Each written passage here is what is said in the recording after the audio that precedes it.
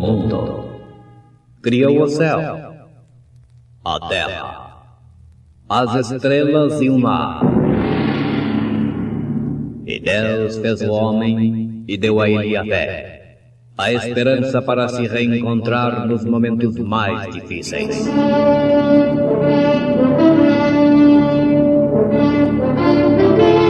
E num esforço supremo para levar Deus até você, aqui está o pregador da fé. Pastor Joaquim Gonçalves nos traz fé para vencer.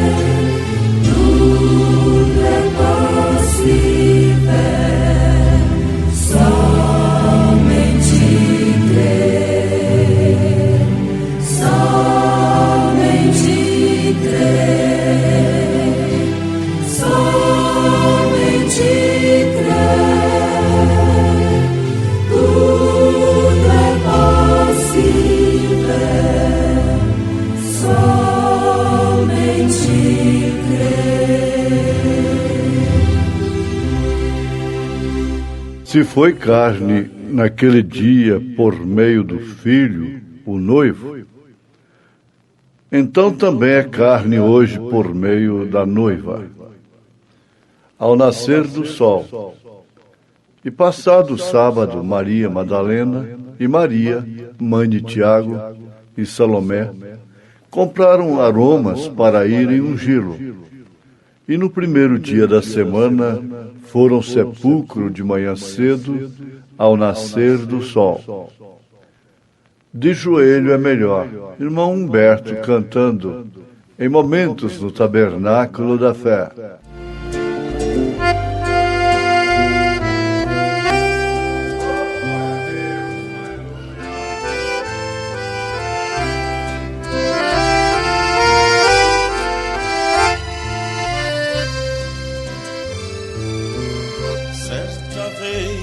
Pastor no caminho passou, muito aflito a pensar. Sua igreja era fria, sua alma vazia, sem ter o que dar. Avistou um guri, trabalhando a sorrir, ajoelhado no pó. Banco lhe ofereceu e o guri respondeu: de joelho é melhor. Essa voz ecoou e bem alto falou, e o pastor refletiu. Todo dia passou, quando a noite chegou, foi deitar, não dormiu. Procurou esquecer para adormecer, mas foi sempre pior. Parecia até ver o garoto a dizer: de joelho é melhor. De joelho é melhor, de joelho é melhor. Na alegria ou na dor, sempre orando ao Senhor. De joelho é melhor.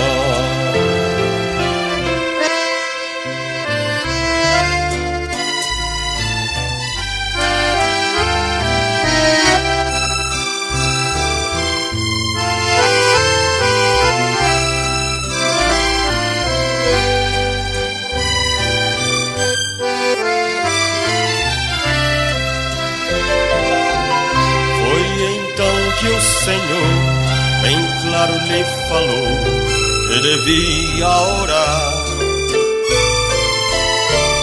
E a orar começou, e o Senhor ajudou a reconciliar.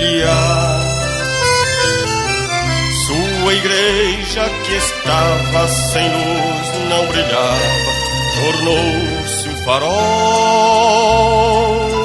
E ele alegre viveu depois que entender. De joelho é melhor. Essa história eu ouvi e assim compreendi que devia orar. Se você, meu irmão, vive em tribulação, sem poder suportar,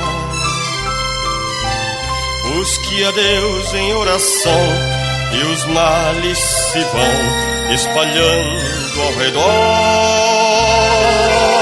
Humilhado a seus pés, vence as lutas cruéis. De joelho é melhor. De joelho é melhor. De joelho é melhor. Na alegria ou na dor, sempre orando ao Senhor. De joelho é melhor.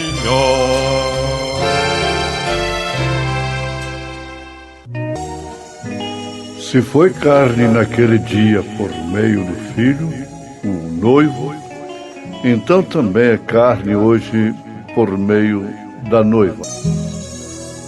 Ouvintes, esta é mais uma conclusão apostólica através do profeta desta era, na mensagem ao nascer do sol.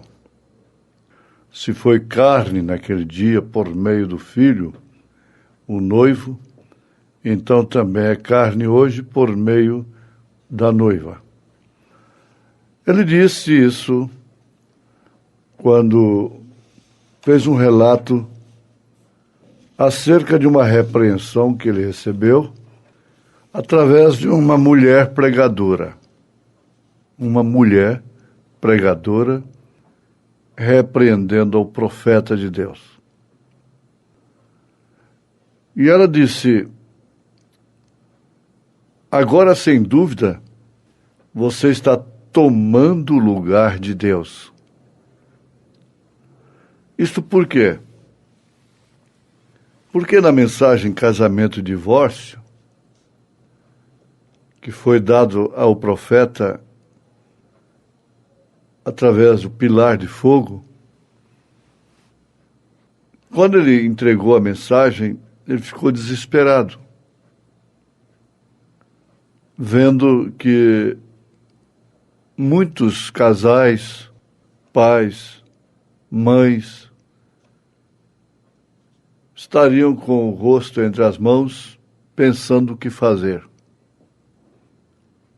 E quando Deus deu a ele a palavra para declarar que eles estavam perdoados e que não fizessem aquilo mais, não vivessem casando e divorciando como estava sendo o espírito, costume, e é até hoje, do americano. Então, se referindo àqueles que realmente haviam recebido a mensagem como águias de Deus, ele disse que os seus pecados estavam perdoados, que não fizessem mais aquilo. Então essa mulher pregadora ousadamente repreendeu o profeta neste nível. Agora, sem dúvida, você está tomando o lugar de Deus. Mas o profeta respondeu que não era bem assim. Ele fez menção do que Jesus havia dito a São Pedro e aos apóstolos que aqueles a quem eles retivessem os pecados, então ficaria retido. E aqueles a quem eles perdoassem estariam perdoados. Aqueles que fossem escritos aqui na terra, por eles então estariam escritos nos céus. Quando ele disse, tu és o Cristo, Filho de Deus vivo, São Pedro fez essa declaração. Jesus lhe respondeu, bem-aventurado és tu, Simão Barjonas. Não te revelou a carne e o sangue, mas meu Pai que está nos céus te o tem revelado. E sobre esta pedra edificarei a minha igreja, e as portas do inferno não prevalecerão contra ela. E a ti te dou as chaves, e tudo que ligares da terra será ligado dos céus, e tudo que desligardes na terra, então será desligado nos céus. Essa é aquela revelação divina da palavra, a palavra feita carne. Aí é quando ele disse, se foi carne naquele dia por meio do Filho, isso quer dizer, a palavra estava em carne, o Verbo se fez carne, o noivo, então agora também é através da carne, através dos apóstolos, através dos profetas, através da igreja revelada. Jesus disse, aqueles a quem perdoardes os pecados lhes são perdoados, e aqueles a quem os retiverdes lhes são retidos. São João capítulo 20, verso 23. A Igreja Católica toma isso e o atribui diretamente aos seus sacerdotes. Porém, isso não é correto. Não é bem isto. Foi a palavra espiritual e revelada a que o fez. Por isso, lhes mandou que fossem batizar no nome do Pai, do Filho e do Espírito Santo, porque ele sabia que eles bem sabiam quem era ele, Jesus. Ele falou com eles para batizar em nome do Pai e do Filho e do Espírito Santo, porque ele bem sabia que os apóstolos, que eles sabiam quem era Jesus. Sabiam qual era aquele nome que ele estava pedindo. Já visto que em Atos 2:38 e as referências, os apóstolos batizaram usando esse nome do Pai, do Filho e do Espírito Santo. Batizaram em nome do Senhor Jesus Cristo. Foi a este tipo de gente, considerada nas Escrituras como águias de Deus, que receberam esta comissão. Então, se naquele dia isso passou para a carne, para o homem, para o apóstolo, então ele é o mesmo ontem, hoje e eternamente. Agora, um certo ministro também interrogou sobre isto. Pensa você que é muito necessário que um homem seja batizado no nome de Jesus Cristo?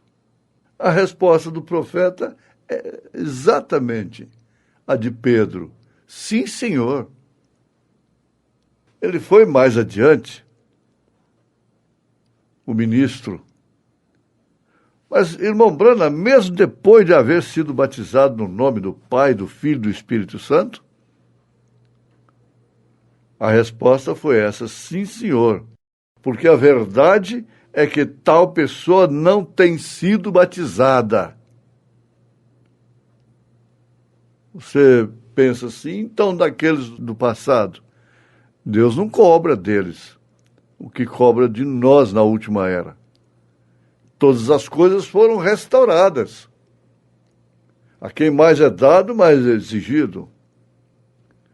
Então, tal pessoa que é batizada em nome do Pai, do Filho e do Espírito Santo, sem usar o nome, não é batizada. Ela não tem sido batizada de maneira alguma. Em nenhum nome. Essa é a resposta do profeta.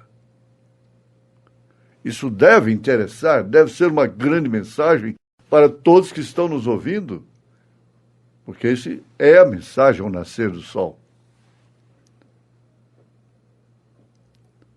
Agora, sempre a razão foi posta diante da palavra de Deus, entre a palavra e Deus, para aquele que não é águia. Porque o tema dessa mensagem está muito preso nesse assunto tremendo, natural da águia. O ovo foi chocado por uma galinha. Então ela entendeu a voz de quem estava chamando.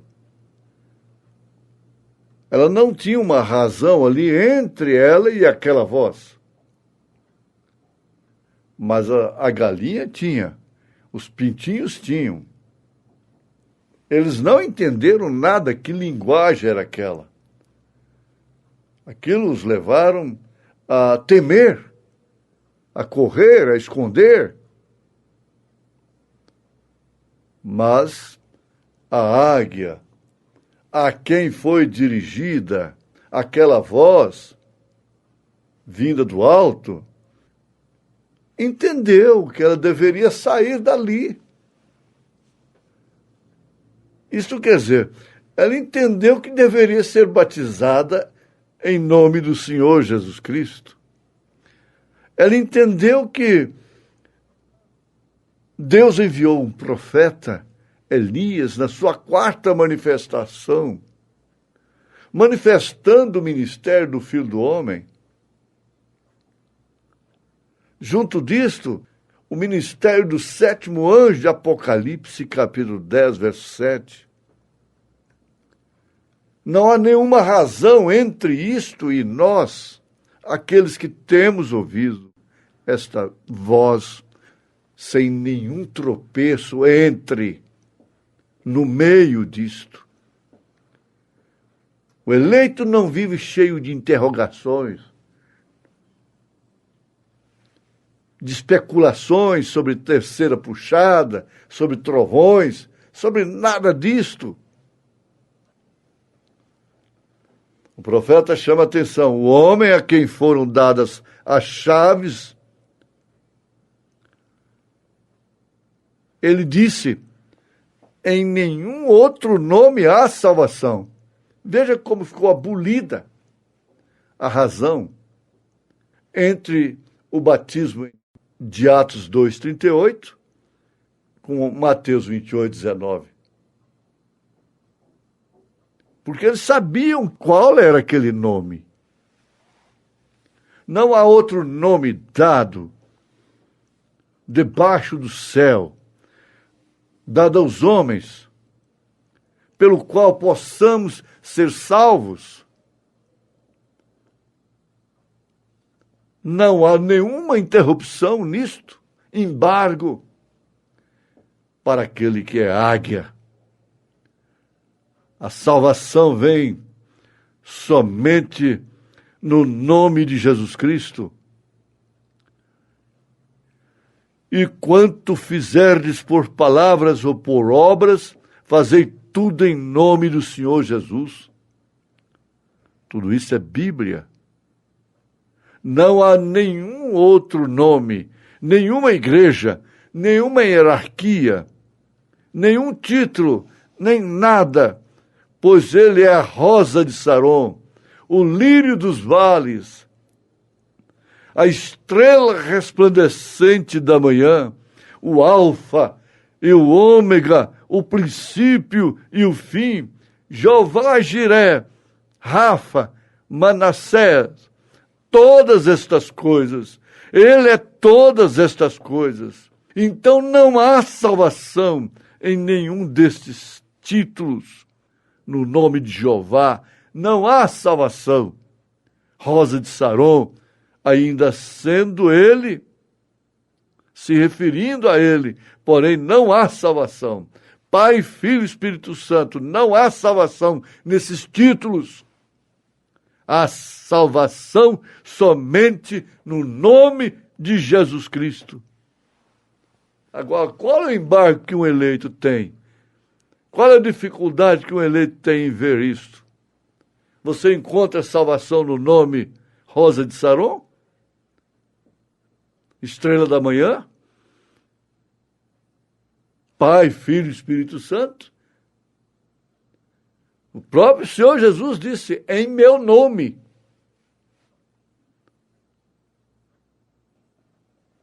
Ele disse que se pregasse o seu nome e o arrependimento e a remissão dos pecados em todas as nações, começando por Jerusalém.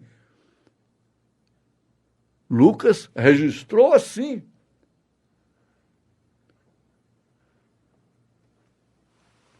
O que diz o eleito? O que diz o Filho de Deus? O que diz a águia de Deus quando ouve esta voz, essa chamada da águia-mãe? Veja lá na história da águiazinha. O que ela fez? Ela ficou assustada, correu, escondeu debaixo das asas da galinha, do sistema que a criou? Não. Mas as demais aves não entenderam nada. O galo, o líder, começou a rosnar ali, advertindo, cuidado, é falso profeta. Cuidado, isto é seita, é heresia. Mas a águia disse, não. Isto é assim, diz o Senhor. Isso é a voz do meu Pai. Jesus disse, as minhas ovelhas conhecem a minha voz. Em nome de Jesus Cristo, você tem paz nesta hora, porque ouviu e reconheceu a voz do Pai. Em nome de Jesus Cristo. Amém.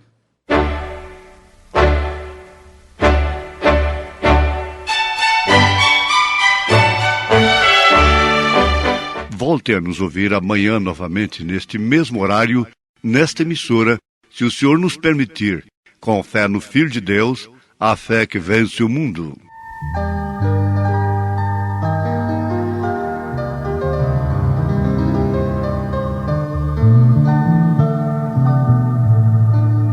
Vou cantar uma canção que conta ao coração a história do maior amor. Seguia só pelo caminho um homem sofrendo tão imensa dor. Trazia nos ombros uma cruz, o meu Senhor Jesus, com tanto amor. Seu sangue corria até o chão, mas tão grande compaixão nos seus olhos se notou. Oh, foi por mim que ele tudo suportou, sua vida ele entregou. Então o sol escureceu